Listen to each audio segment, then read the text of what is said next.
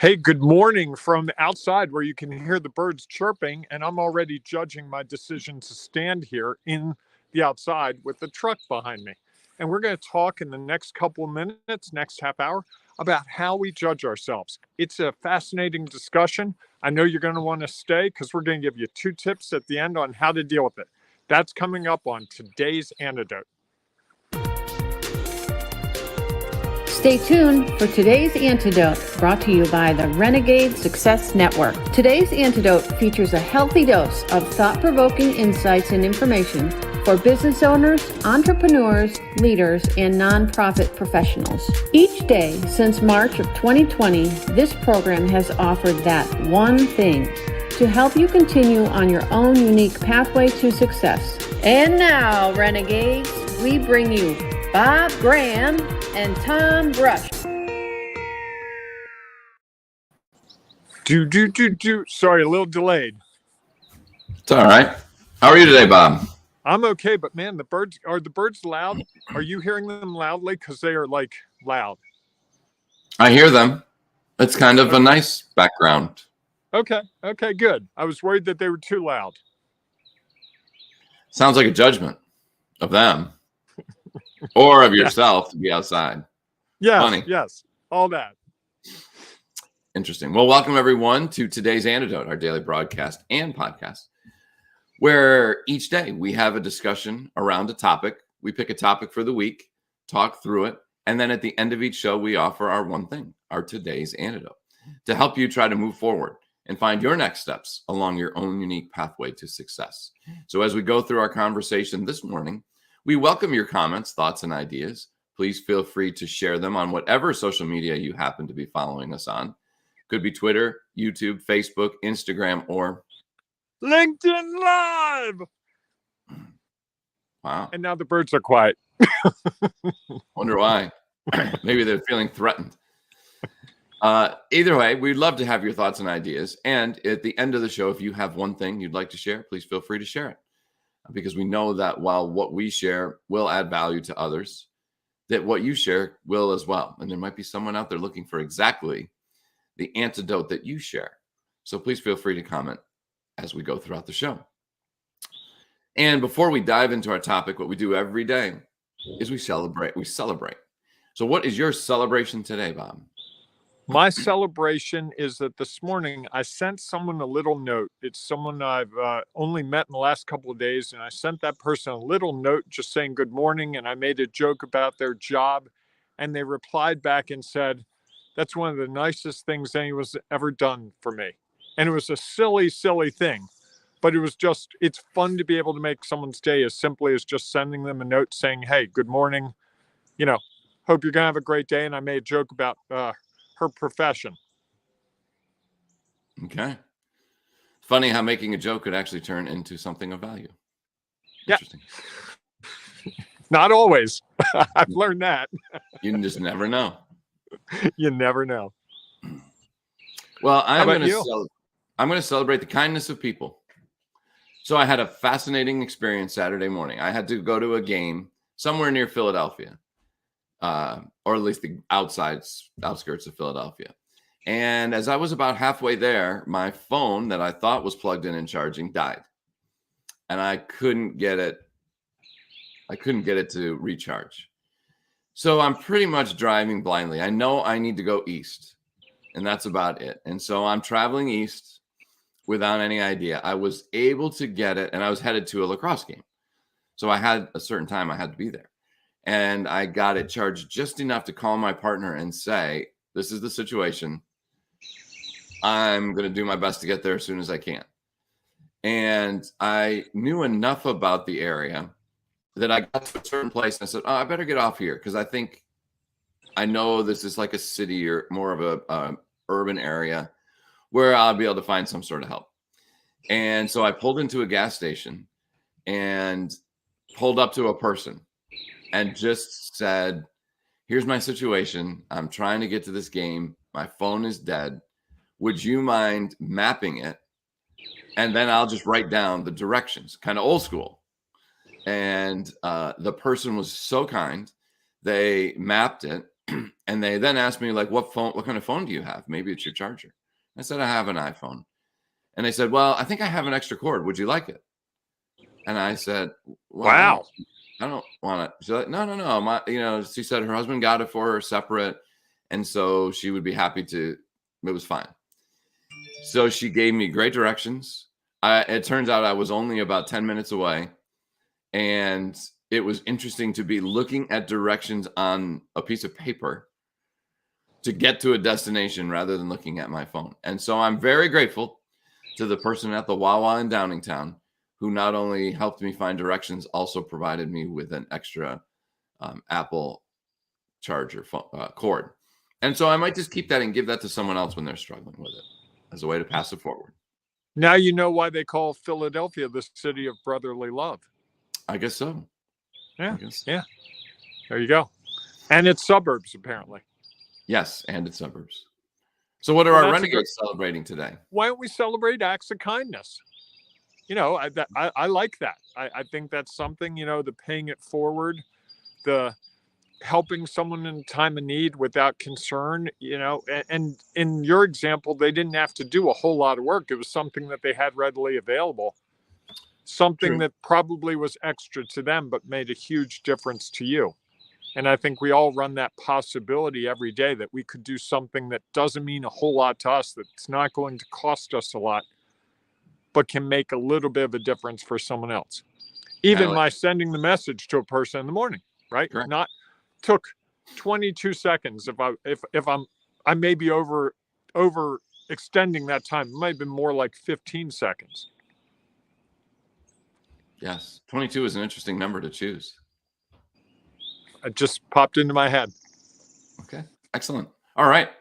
So now, while we go out and celebrate that, let's dive into our topic of the day and of the week. So our topic this week, as you mentioned is in the intro, is judging ourselves. Today, we're going to talk a little bit about what it means. You want to start? Kick things off? I do. I'm curious to see how far we go before I get coached. I have an over-under for coaching this week of 3 times between now and Friday. I will get coached on this topic. Okay. Well, we'll see. So if you think it's going to be over or under, feel free to put in the chat over or under. Over meaning 4 or 5 times, under meaning 2 or 1 or 0 times, and 3 being straight down the middle. Or you can be a real renegade and feel like I'm the one that's going to end up getting coached, which is possible. I doubt that. You do very well with this. This topic is near and dear to my heart because I spend a lot of time judging myself. I don't think I'm alone. A lot of the people that I've coached, a lot of the people I run into have said that they're often judging themselves, and they're judging themselves based on the results. I made a sales call early this morning and was judging those results because it didn't go where I thought it would. And so I was making a judgment about myself, about my ability, which if you do that between 7 and 8 a.m. on a Monday morning tends to cause your whole day to go downhill and probably your week. So I had to that's not the right thing. I think it can be really difficult not to judge ourselves because we're all trying to do something and we think that it's a lot easier for other people. Tom, you've had some great success in the last couple months with your work, and I'm excited for you, truly. But there's a certain amount of time to time where I'm like, what's he doing that I'm not doing? He's not any smarter than me. He's not this, he's not that. And that's not helpful. And I think, it's something that we all have to work through one way or another. And that's where I think we have the opportunity this week to really talk through it. What are your thoughts? Well, I think when I tried to break it down as I was thinking about this topic and what it means is that I think it means that there's some feeling inside of us that we have to be better than what we are, or we have to be perfect, which is usually the case. And that everything can I change one word there? You said we have to be. I think we've got to be. We must be. For me, it's more extreme than that. Okay. That's fair. Just go ahead. No. I think that makes sense. And I think that for that reason, and I think it's also about what are our expectations. Why make a sales call if you think it's not going to work? Then you won't make it. So you had some assumption that you had the skill set to do what needed to be done and that you were going to get the results you desired. And yet, so many things in that call are out of your control. Hmm. And I think we forget about that. We think that we're in control of everything. And so we should get the results that we desire or that we are already or imagining that are going to happen. And I think it's this sense of as much as that we're in control. Hmm. And because you think you're in control, it's easy to, well, what happened that I didn't get the results that I thought? And so often the results that we get are things that are completely out of our control. And we typically, that's the challenge. We judge the results rather than measure the effort that we take.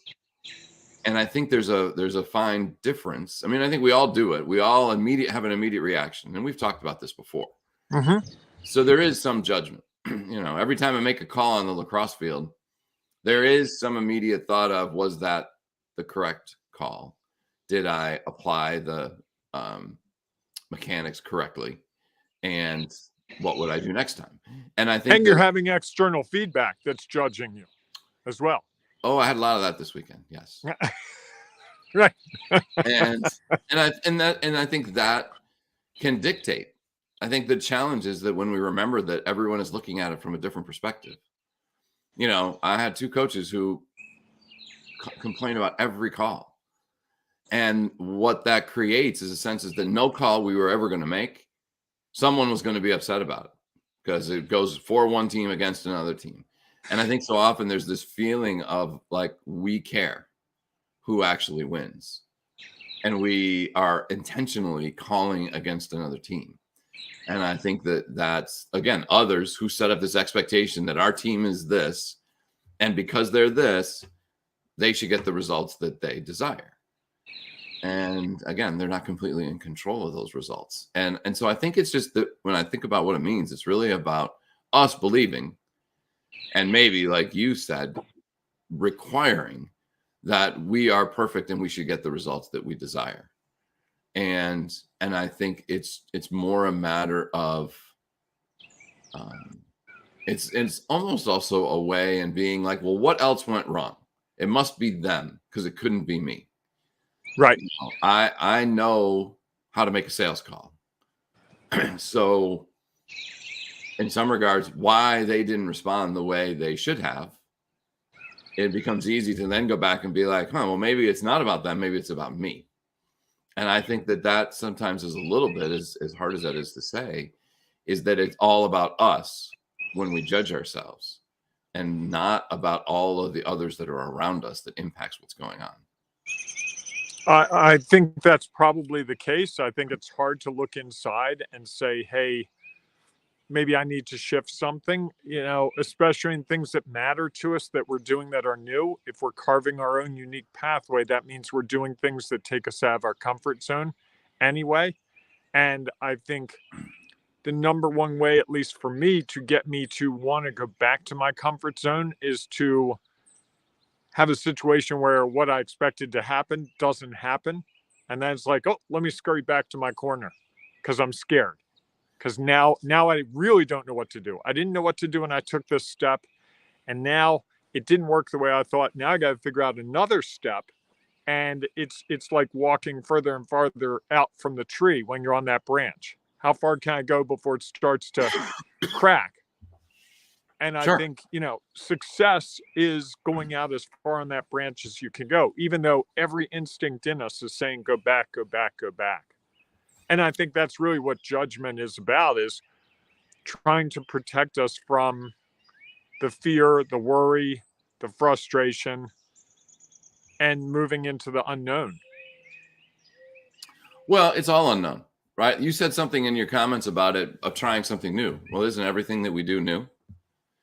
Yes. Because we come to it with new knowledge, experience, and perspective. And so even if you're trying to make a sales call to the same person, it's new because you've had a conversation with them. You had some interaction with them that changes. And I think that's one of the challenges, is that we think that what we are doing is just repeating the same thing over and over and over and over again. And in reality, everything that we do is a new step because the surroundings are different and our knowledge, experience, and perspective has changed since the last time we did it. And so is the other person's. And so is the other person's. And we don't take that into account. And I think that's one of the challenges, is that you just assume that everything is the same. I'm making the exact same approach to my sales call in your situation. And so I've gotten good results with that before. I should get good results with it this time. Right. Forgetting that this is a new, different situation. And so the results aren't guaranteed. There's no guarantee to any results that we're going to get, except that we will get a result. Right. And you can choose to judge it or not. Right. And if you think about it, when things don't go as you expect, at least for me, that's when I make the biggest discoveries. That's when I learn the most about myself, about the world around me, is when things don't go as expected. If things go as expected, it becomes cookie cutter, right? It's just, okay, I do this, I get this result. I do this, I get this result. The growth comes when you do something and the result differs from what, at least for me, what I expect. Then I have to take in new information. Then I'm almost forced to look at the world around me and go, okay, why was that different? Well, what if you stopped? And there are a million reasons, right? Well, there could be. And I think one of the things is the whole idea of expectations is setting ourselves up to judge ourselves. Because likely they're not, we can't control what's going to happen. Even though we think, as you said, it's cookie cutter. I've made this call. I've done it this way 100 times. And I've had success most of the time. Has no bearing impact on what's going to happen in the next one. And I think so often we forget about that. I mean, especially in sports. Sports is a world, and I think business is so similar to sports, is that every sales call is a new sales call. Every game is a new game. Completely different. Every play is a new play. Correct. And so assuming that because you had success in the past, that you're going to have success in the future isn't necessarily true. Yet we believe it is. And because of that belief, it's very easy for us to go back and then judge the results. Well, we had success in the past. Why aren't we having success now? Well, because things are different. And this is a new situation with new players, or it's a new person you're talking to about a sales. They're coming to it with a different perspective. All of these factors are different. And so I think one of the biggest challenges, and one of the reasons, maybe that I shouldn't say this because this is probably why it comes up, is that, when we have expectations, it becomes very easy to judge. And when we judge, there's a pretty good chance that we are not going to get the results that we expected. And that turns into judgment, which turns into frustration and overwhelm, and then getting stuck. Like you said, you crawl back into your corner and say, geez, maybe I'm not really very good at this. Rather than figuring out, okay, what was unique about this situation? How do I understand that? And try to use that to help me when I have my next new situation and try to move forward. Right. I'll give you an example of that, Tom. I've done probably, 40, 50, 60 of these shows outside over the last 2 years. This is the first time I realized I could put the camera on my vehicle and it's at the right height that I cannot have to hold it. So I can actually use both my hands, because holding it was I've tried everything. I've tried tripods. And this today, it just hit me. It's like, well, the sun's coming the right way. And if I do this, now it works today. It may not work if I do it again tomorrow. And I think what I'm looking for, there's a really loud bird. I knew it was going to come by sooner or later. That's the thing. I think we're all looking for consistency. If I do X, I get Y. If I do Y, I get Z. And I think so much of sports, business, life, doesn't hold true. And I think that makes it more difficult to go through the day knowing that might not be the case. Sure. Well, and I think consistency is something that we desire, and yet it's almost impossible to obtain. right? How do you? It's really important to me. I really like consistency. Like I was thinking, the example I gave about where I've got this camera, it works really well because of where I'm standing, because of the light, and it works today. I don't know that it will work on Thursday or Friday if I try it because it might be cloudy. The birds might be closer. There might be a car too close, or it might be I'm wearing a blue shirt and the car behind me is blue and I blend in. There's so many variables that we don't take into account, right? And what have you just done? Oh, I've judged. Yeah. Oh, yeah. And it's easy. I mean, you saw it like 1, 2, 3, and I can go right to it. I think because there's that. I mean, it's interesting that thought of consistency and why that leads you to, well, it happened like this before. So of course it's going to work every time. Every time I'm just going to pull in and park here. What happens when it rains? Yeah. Or someone else parks right where I'm parking. Correct.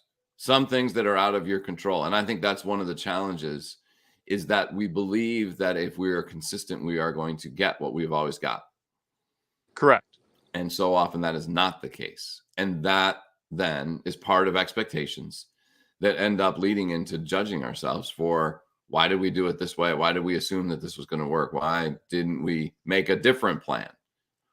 Yet, how could we ever know that until we are put in a situation where that happens? Right, right. And the big one to me is why didn't I know that going in? I should have known that. I say that to myself way too many times. It's like, well, and as I think about it right now, it's like, that's really crazy. But that's often like, I should have known that this blah, blah, blah. Yeah, you should have known that it was going to rain today, or that someone was going to park in the spot that you parked in that's made it successful. Right. Because you can control everything. I'm learning I can't. It's a great lesson to learn. Not really. Why? Because if you don't have control, that means that things could go any which way and you're powerless and you may not know what to do in a situation. That scares me. Doesn't it also allow you to give yourself to be less judgeful? If you say, hey, I don't control everything. And if tomorrow somebody pulls in and parks in that spot, you could sit there and blame yourself that why didn't I get here earlier? Why didn't I do? Right. Or you could just be like, wow, that's interesting. I didn't have any control over that. What am I going to do differently? And I think that's, something here. Andrew Camacho. I don't know if this is the Andrew that I know an Andrew Camacho, but I'm not sure this is the same person. Says routines can be comforting. Yes, they can be comforting. And joining us from LinkedIn. Welcome, LinkedIn. Andrew. Yes. Love it. Love it. That's it. Yeah, and yeah, I would agree with them completely. That word comfort, because so much of what we do in business and in life is uncomfortable, that I think I'm constantly seeking the opportunity to have some comfort. Why? And consistency brings comfort.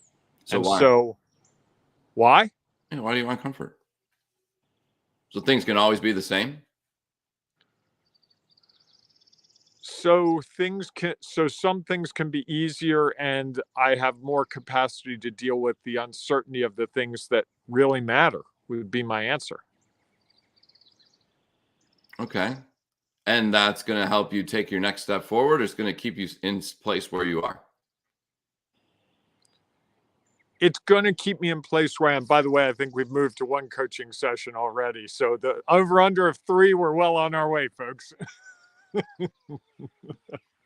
I knew it was coming.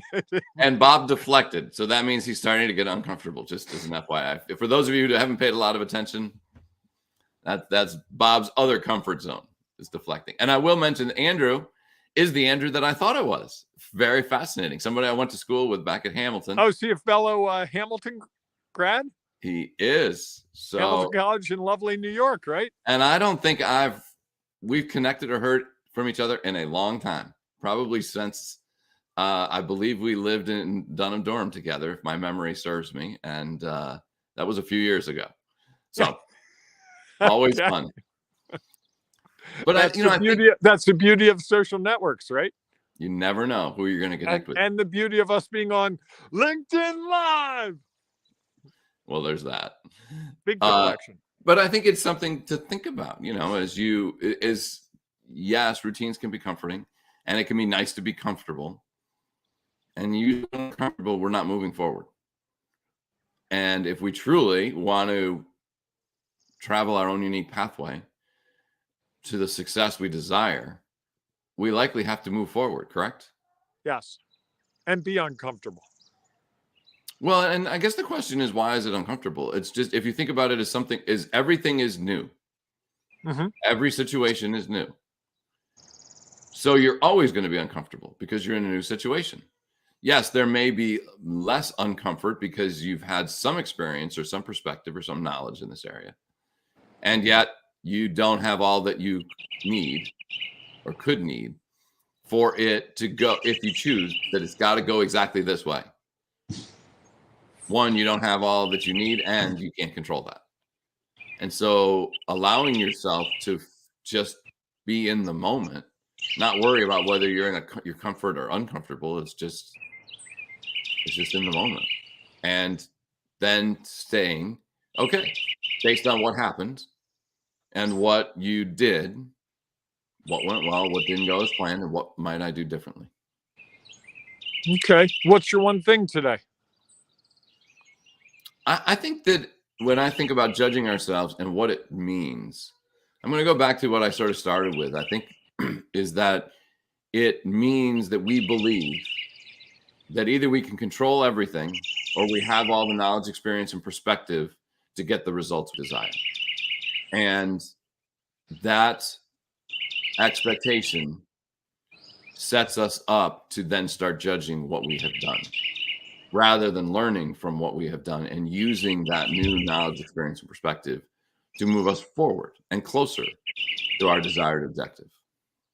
Okay. Nice. Mine's that comfort and consistency are myth if we're going to achieve something, which is not where I thought I would go in this 27 minutes, but pretty big there. That's great. I like that. We're on to a good start to this week. Indeed. Yes. Thank you for the coaching, Tom, as always. Certainly. All right, everyone. Thanks so much for being a part of our show today, especially Andrew. And if you guys have one thing that you want to share, your antidote to the challenges that you might face around judging yourself and what it means, please feel free to share them in the comments, because we know that it will help someone else as they try to take their next step and understand that comfort and uncomfort is just a part of what's real. Please feel free to put it in the comments. And all week long, if you're not yet a member of our Ring of Renegades Facebook group, we'll be talking about judging ourselves. And so you can come in and join us and comment and be a part of that discussion throughout the week as we discuss judging ourselves. So hopefully by the end of the week, you'll do less judging, more understanding, and taking more steps forward. So with that, we look forward to seeing you inside the Ring of Renegades Facebook group. If you're not able to join us there, we'll see you tomorrow morning, 8 a.m. Eastern time for our next edition of Today's Antidote. Have a great day, everyone. Hey, embrace the renegade in you and don't judge yourself as much. And are you judging yourself if you're trying to decide if you're judging yourself too much? Yes, you are. Oh boy. Just trying to get it all straight there. So, all right, everyone, go out and make it a great day. We will see you soon. Thanks for listening to Today's Antidote, powered by the Renegade Success Network. The Renegade Success Network helps you confidently create your own unique pathway to success. To learn more about the Renegade Success Network and how you can take your next step, follow us on Twitter, connect on LinkedIn, or join the Ring of Renegades Facebook group. For full details on how you can join our community, go to renegadesuccessnetwork.com. Embrace the renegade in you.